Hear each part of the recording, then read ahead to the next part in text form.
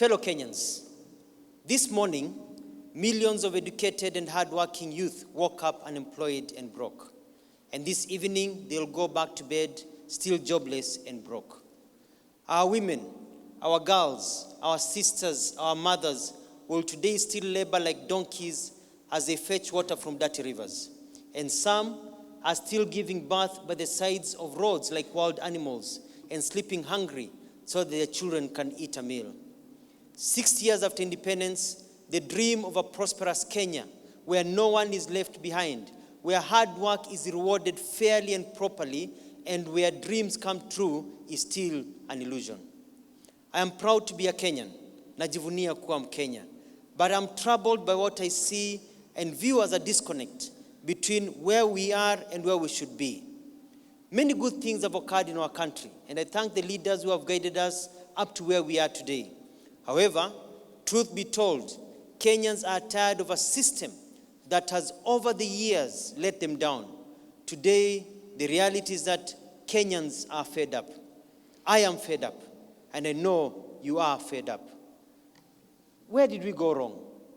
Why have other countries that were at par with, and even some of them poorer than us, not so long ago, such as South Korea, Singapore, Thailand, Malaysia, and even Croatia, now way richer than us?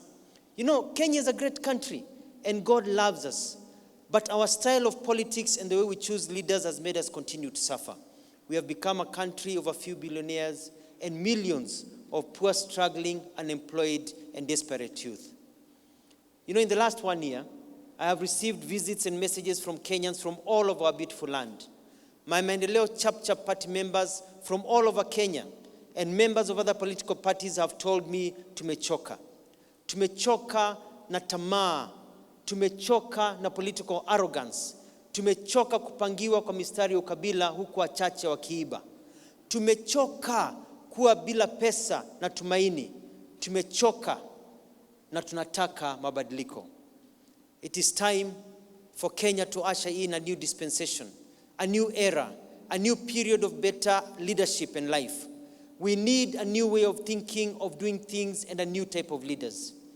You know, at independence, our parents, our freedom fighters wept with joy as they watched our flag rise and that of the colonial powers come down. We were hopeful. We told ourselves that we will be rich, we will be developed, we will be happy. However, the tears of joy at independence have become tears of pain and agony. Our eyes no longer sparkle with hope, but are clouded with confusion and fear. The Kenyan computer has frozen. Computer ya Kenya imehang and needs a reset, a reboot. We need to start afresh. We need to change the way things are done and the way leaders serve. We need something new, a fresh movement. If we don't, 50 years from today, we'll be making the same mistakes and asking the same questions we are asking today, while languishing in poverty as the rest of the world leaves us behind. My friends, I have organized about the pain and the political circus going on in our country. I have listened to the voices of Kenyans who have met me and prayed to God for a way to bring back hope to you and all Kenyans. I, therefore, declare that in the general elections of 2022, I, your son, your brother, one of you, Alfred Mutua'S, will vie to be the next president of the Republic of Kenya, so as to return Kenya to the railway tracks of where we were meant to be after independence. I am ready to press that reboot button. I am ready to give Kenya a new, fair, organized, caring, rich country of happy people. I am ready to guide Kenya in making a fresh start. I'm ready to be your servant president, and I humbly request you for your support. When you support me, you'll be supporting somebody who is tried and tested. I have been blessed to have both local and international experience, and understand the dynamics of governance and real development. I know what works and what does not work in Kenya, and I know how to change it. Kenya needs a young, dynamic, innovative, but mature leader, a person who understands the system but is not captive of the system. Kenyans do not want siasa ya mdomo. Kenyans want a doer. We are tired of government plans that never get implemented. As the President of Kenya, I will create 5 million jobs in the first 3 years. I know how to. I will build roads and highways in every constituency and maintain new ones to create an environment for growth. Our education will produce young and dynamic citizens who will find jobs waiting for them. We will roll back poverty and restore dignity to all, regardless of where you are born or your social or political dispensation. I will eliminate bureaucracy, cut wastage, and enable our business community to thrive in a predictable environment that rewards success, not corruption. Under my leadership, for example, you will only require 14 days to get your licenses and approvals to start your business. Under my watch, politicians will never again steal public land and sell the same land back to government. Fellow Kenyans, we cannot continue to have a cycle of election violence every 4 years. We cannot continue with politics of mobilizing against each other and against other tribes. This must come to an end. My politics are about mobilizing the economy and against poverty. We need to start afresh. We cannot continue the shame of hunger in a country with so much food. We need to start afresh. We cannot continue to being a country where our cash crops no longer give farmers cash. We need to start afresh. Kenyans want a doer, not a talker. And I assure you, mambo yatakuwa fresh na Mutua. Let me ask you a few questions. Are you happy with the way things are going on in our country, Kenya? Is Kenya a fair country where you are treated equally when you seek opportunities and jobs? Are you okay with your security and that of your family and friends?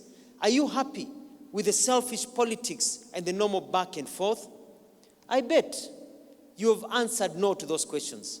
This is because, to tell you the truth, things are not right and will never be right unless we change the leaders who lead us. We need to start afresh. We are at a crossroad, my people. The development and future of our lives is in our hands.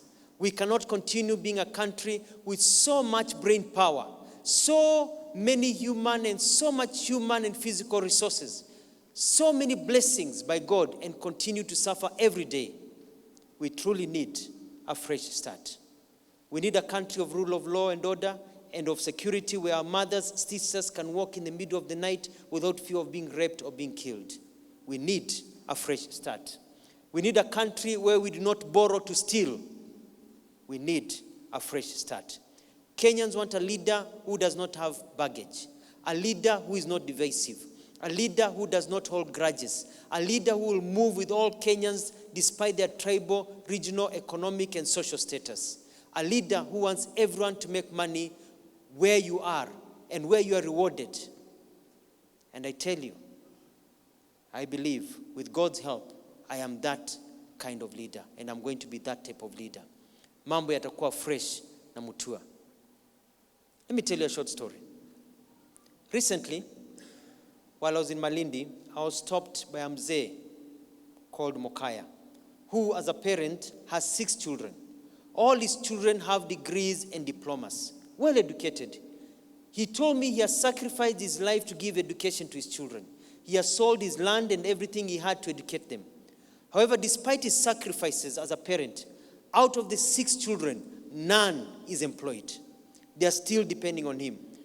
Mzee Mokai is confused and has been worried for a while, but is now becoming scared.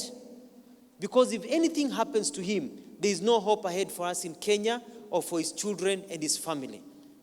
Every time he turns on the radio and watches TV and sees newspaper headlines, he sees the same people squabbling and general selfish confusion. Mzee Mokaya's life is not unique, but is what millions are experiencing in Kenya.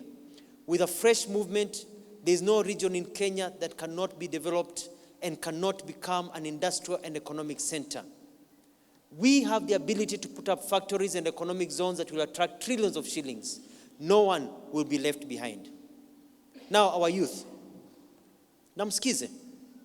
We are the majority in our country, yet we are the poorest and the most desperate.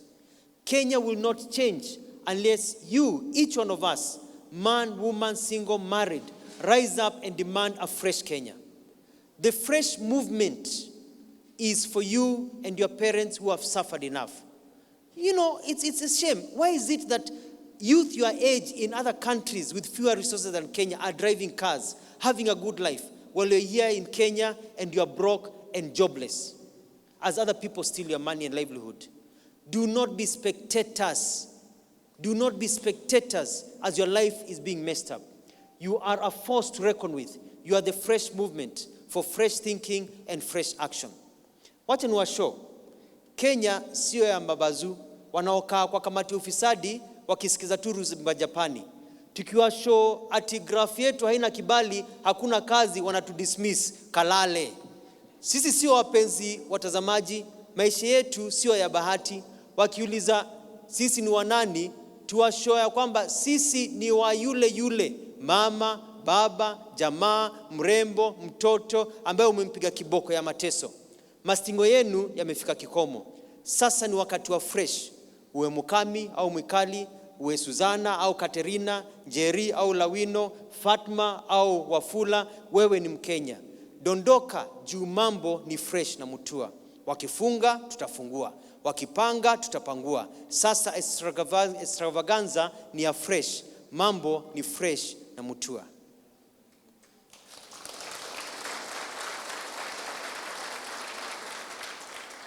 Finally, fellow Kenyans, I wish to recognize and thank the leaders who have brought us this far. Thank you, Mzee Jomo Kenyatta. Thank you, Daniel Arap Moi. Thank you, Mwai Kibaki. Thank you, Raila Odinga. And thank you, Uhuru Muigai Kenyatta. We respect you and others and appreciate your contributions. Our independence heroes, you gave us political freedom and democracy. It is now time for economic freedom with Alfred Mutua, a safe pair of hands. You know, the message carried by the wind from the northern town of Likochogio to the southern tip of Lungalunga, from the top of Mount Kenya in Nanyuki and Meru to the coastal land of Malindi, from the forest of Kakamega to the plains of Ijara, from the village home of Mzee Mokai and his wife Kamboka in Kisii to my birthplace in Machakos, Makueni and Kitui, is that Kenya can be better than it is today. We can be very, very rich, but we need a fresh movement. I will travel across the country on listening tours to enrich my bold vision and to hear your ideas as I find out what I can do for you when by God's grace and your vote, I'll be the 5th president of the Republic of Kenya. Mambo ni fresh. As we start afresh, fellow Kenyans, Mungu abariki, God bless you, and God bless Kenya. Asante.